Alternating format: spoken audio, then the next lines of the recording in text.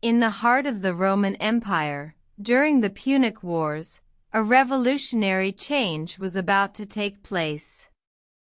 The Roman economy was thriving, but the traditional system of using gold and silver coins was heavy and cumbersome.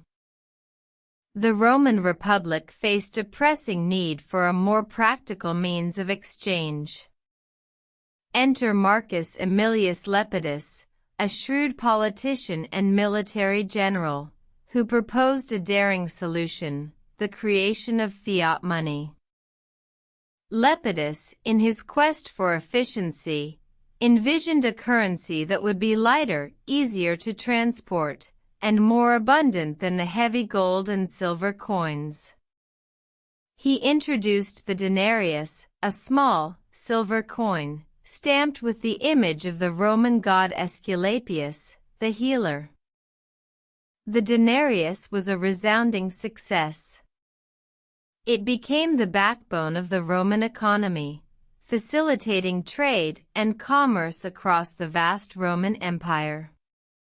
The denarius was so valued that it was used as a standard of exchange long after the fall of the Roman Empire. However, with the rise of the denarius came the potential for abuse. The Roman government, seeking to fund military campaigns and public works, began to debase the denarius. The silver content was gradually reduced, and the value of the denarius plummeted.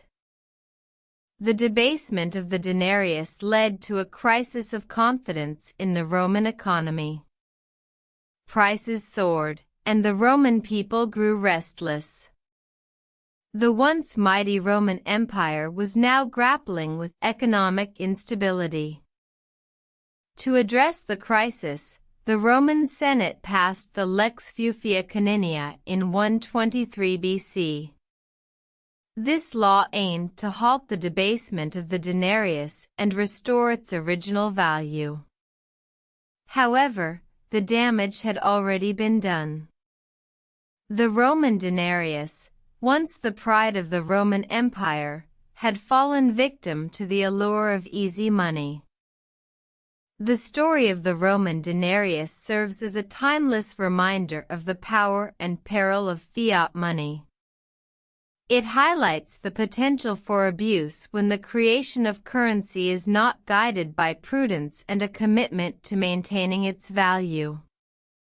As we navigate our own monetary systems today, we do well to remember the lessons learned from the rise and fall of the Roman denarius.